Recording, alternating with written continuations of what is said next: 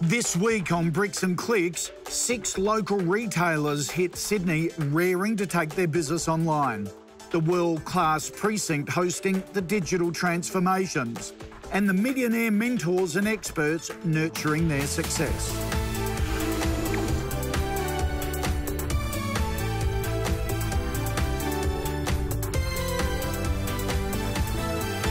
It's day one of the first of 2 sprint weekends that 6 local retailers are attending in order to transform their bricks and mortar shops into global online brands and show you how to digitally supercharge your business as well.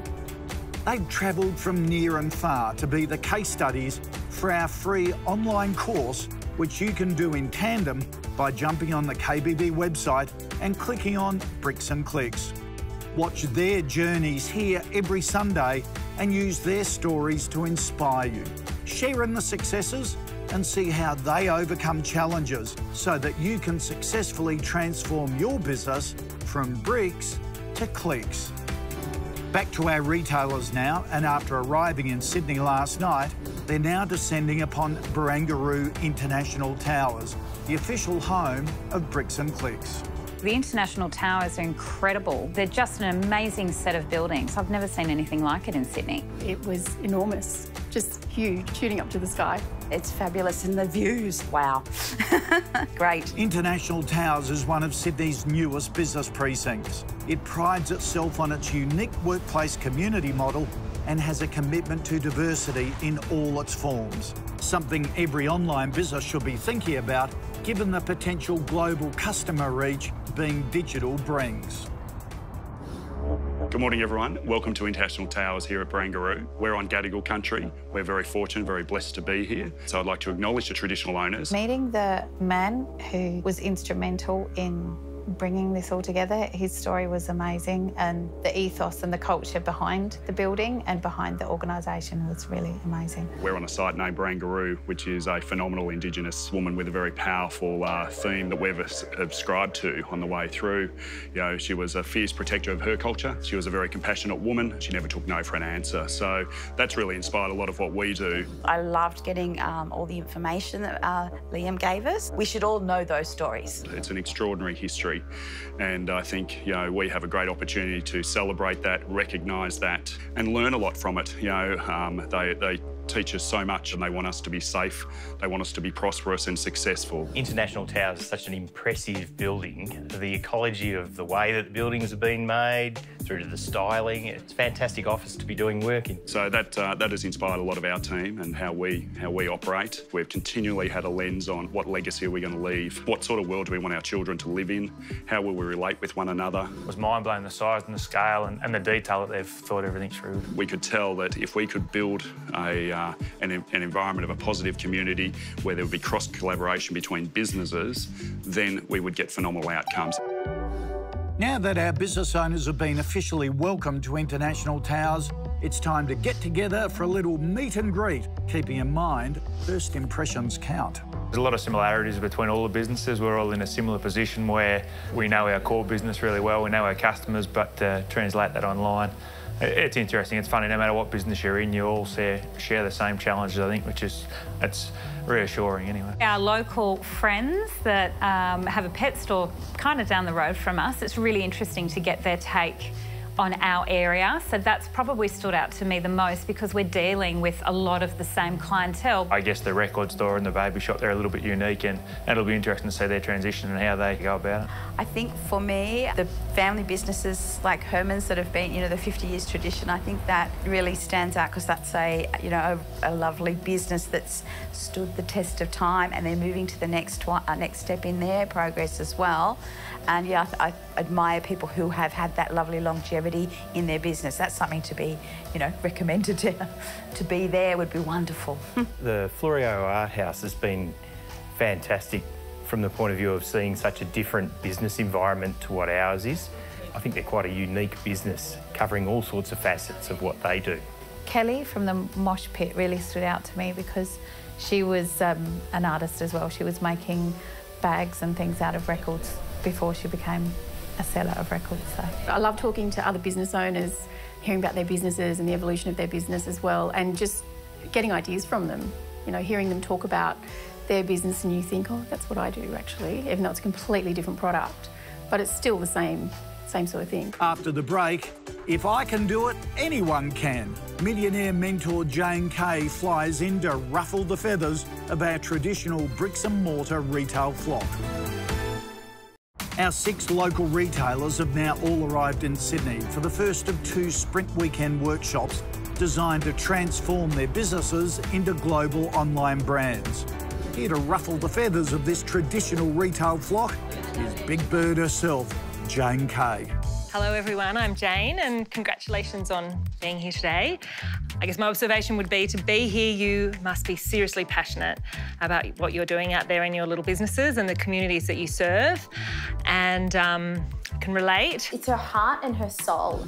Mum's little retail shop, it really is her little dream. So I'm here to share my story in the hope that it kind of sparks that, you know, the possibilities of what could be in store for you and for your business. I also wanted to just really reassure you that, believe me, if I can do it, anyone can. And really, you are in the best position for your business to do this. The main takeaway from Jane's story is that I can do that too. I can jump in at the deep end, I can swim. I'm good. I often say I accidentally fell into retail. Maybe you've got a similar story. The way I came about to be in the business was almost by accident. When I'd finished at school, I said that I would help out until Christmas, and in the end, I just decided that I'd really enjoyed working in the family business, and I've been there ever since. What I found, to my surprise, was that I absolutely loved the shop floor. And I think it was when I realised that we weren't just selling dresses, looked like that on the surface, but we were creating a really safe and nurturing place for women. Jane Cay is amazing. To do what she's done at really such a young age and build her business. I remember in 2011 looking at our traffic and realising that the amount of people that were hitting our website every day was the same amount of people that lived in our entire town. So it was like the entire town walking through your store each day. We're like, wow. So that makes it sound really simple, really easy. You go online and voila, 10 years later, 30 times bigger. Okay, so not that simple. However, I do have a favourite quote in life and in business, and it comes from an unlikely source, and that's Charles Darwin. He said that it is not the strongest of the species that survives, it is not the most intelligent that survives, but it is the one that is most adaptable to change. We know that people are going online and researching even before they come into our store sometimes. I'm certainly aware of the fact that we need to be online, otherwise we probably won't be here in 10 years' time. One of the things that we really didn't want to lose was that personal connection that we had with our customers, which, you know about it. You probably know your customers by name. So we didn't want to lose that in a digital world, and that can be a challenge. And I think we've done that reasonably well. Over 80% of our revenue comes from repeat customers online. And so some of the things we did was we used technology to curate her shopping experience down to an individual level. So when she comes on our site, we are able to curate our range and our recommendations, our styling recommendations based on her body shape, her favourite colours, her lifestyle, and her even personality, because that's what you would do in store. The main takeaway from Jane was about the customer experience, that you can translate that to online, that you can steer people in the direction of find out what their likes are and what their tastes are and steer them in that way and cater to their needs. With every parcel that goes out, we handwrite a note, and that recognises the journey that we've been on with that individual woman. And so that's, if you think about it, over 1 million personalised notes we've written. Someone gave me advice early on that people spend way too much time worrying about their competition. I just really focus on whether our customers are happy or not and what we need to do to keep moving the dial. So we, for example, every time we deliver a parcel, we ask our customers, how could we improve? I think the main message was probably not to worry too much about the competition, and you really got to focus on what you can offer in your customer and what you can add to your customer's experience. And then the other thing that I personally learned was the importance of my role in championing the culture that you want to have in your business and loving and nurturing the people that work with you. I haven't seen any sustainable and healthy business that doesn't have a happy team at the core of it. So, look, yeah, thanks very much for having me. I look forward to hearing more about your stories, and I hope that that gives you hope that certainly any small business in Australia, and particularly the ones here today, can thrive in this online world. I think Jane Cay's story is amazing. I think she started at the very first time that internet shopping came out, so she's a real front runner. I've been watching her for a while and her development into the online world, and I'm just so stoked that we got to meet her and talk to her today. Up next, make or break, why every business needs a website to survive and then thrive, and the simple steps involved in setting one up. Our 6 local retailers have just had the pleasure of meeting Australia's poster lady for online success. It's time now for them to use that inspiration to dive headfirst into the Bricks and Clicks course, which starts with some cold, hard truths about why small businesses need to get online. 75% of people now start their research online. If they can't find your business, it makes it harder to buy from you. So to make sure that you're growing a small business online, you have to be online. And according to research, if your business doesn't get online, within 5 to 10 years, it may fail to exist. So to get our retailers up to speed with all the online basics, we sent in our first expert to teach them what's what. So I'm Nick Wilson. I am Head of Marketing at Netregistry. Before I do anything, I'm just going to take my hat off to all of you for having the gumption and investing the blood, sweat and tears to go and start a small business. That is epic. So Nick gave us a really good rundown on all the things we need to do to get our websites up and running from a really basic perspective. So basically make sure you've got your domain name. That's very important. And then from there, he gave us a lot of other tips on how to build the business, what analytics to look at, all that kind of thing as well. If you talk to Google, they'll tell you that roughly 75% of all research comes from a search engine. So what that's done is just change the way that consumers purchase. And what's happened is that they engage businesses direct much later in the purchase and the consideration cycle. So really what it means is we have no choice but to be online. You know, the great opportunity for us is that Australia is only 2% of the world's economy. So 98% of our potential audience isn't in Australia. So technology's fundamentally changed and leveled the playing field.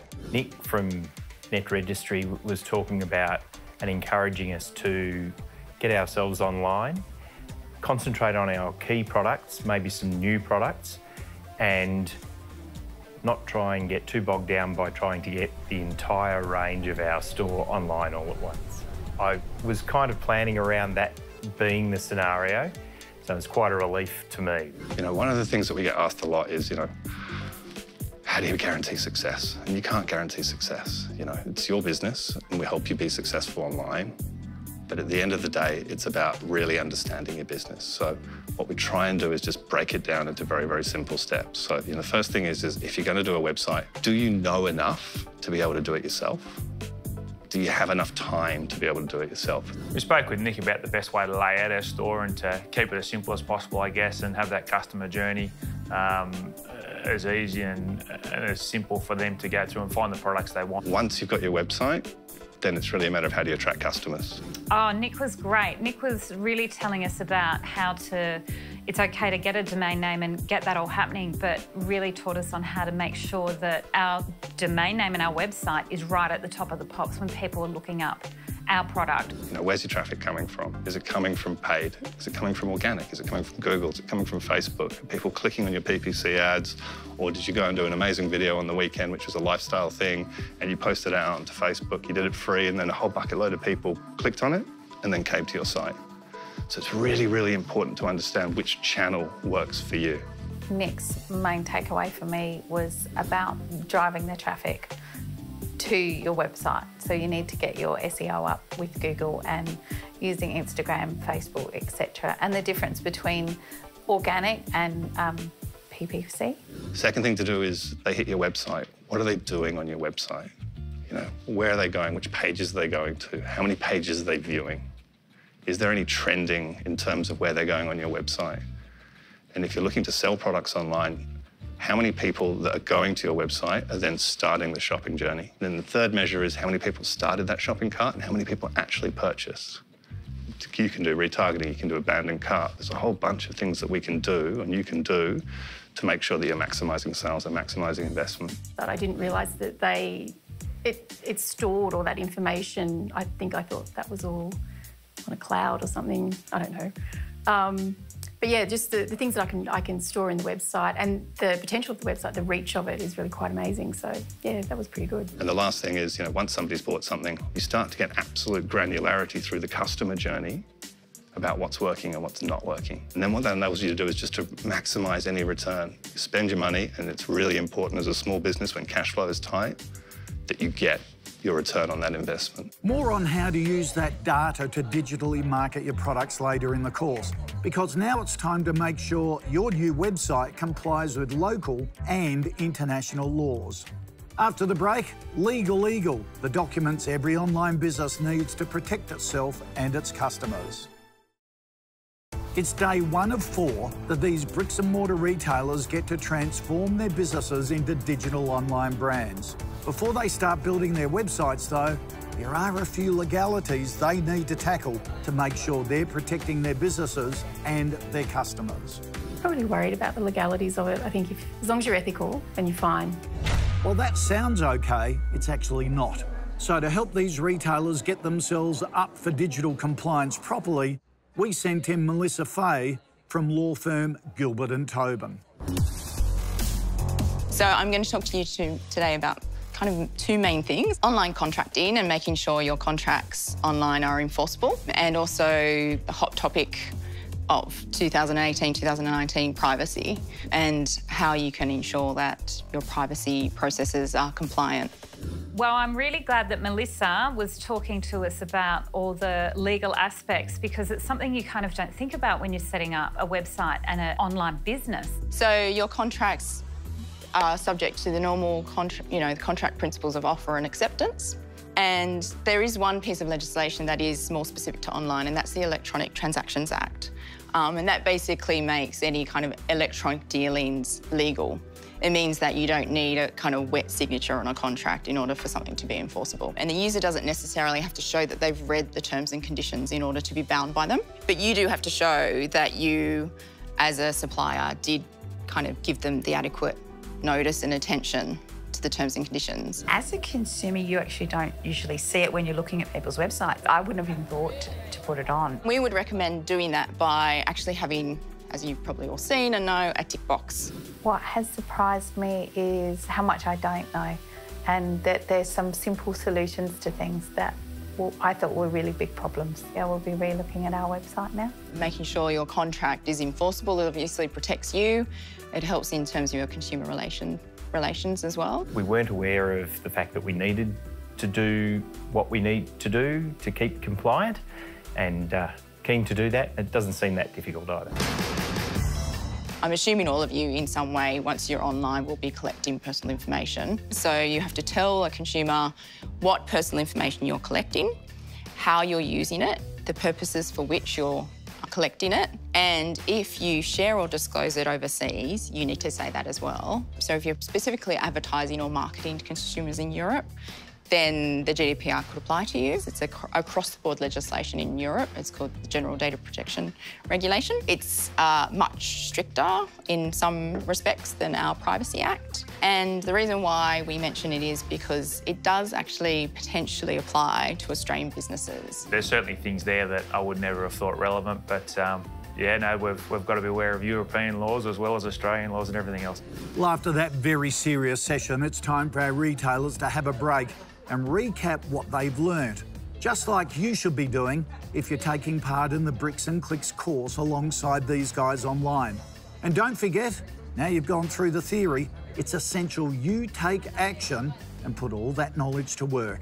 I know it can be overwhelming at the start, but the most important thing you can do is start and know that you're not alone. I'm feeling not as overwhelmed as I was. You always learn something, you have to come in with an open mind and just be ready to change whatever your preconceived idea is. It's been a good day to, I guess, broaden our knowledge and meet some experts. The Bricks and Clicks experience has been fantastic. The more I hear, the more I grow in confidence as to the fact that this is going to be a great thing for our business. It's informative, it's at a really good level so everybody understands it, even non-techies like me. Retailers are used to being on the shop floor all day, every day, And sitting down and listening to everything and trying to absorb it has been amazing. Tiring, but amazing. So much information. So I'll be shutting the computer and resetting my brain to create some more bandwidth for tomorrow. Yeah, there was a lot.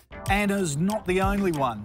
It's time now for everyone to head off and get a good night's sleep so they're refreshed and ready to go for day 2. Really looking forward to coming back again tomorrow. I think tomorrow's covers a little bit about marketing and these sorts of things. So, yeah, that'll be good. I can't wait for tomorrow. I'm really excited. It's going to be just adding on to what we've got today. I was a bit nervous coming into this morning, but I'm actually quite excited for tomorrow too. I'm feeling really excited about tomorrow and how much I'm going to learn. And don't forget, you too can learn how to transform your business from bricks to clicks by clicking on the course link. There, you'll find all the lessons we're teaching these guys. Plus, thanks to our partners, there's a whole bunch of resources, tools and products available to help you succeed and flourish online. So be sure to check it out. Next week on Bricks and Clicks. 20% of the effort will give you 80% of the results. From $100 to $20 million in 8 years.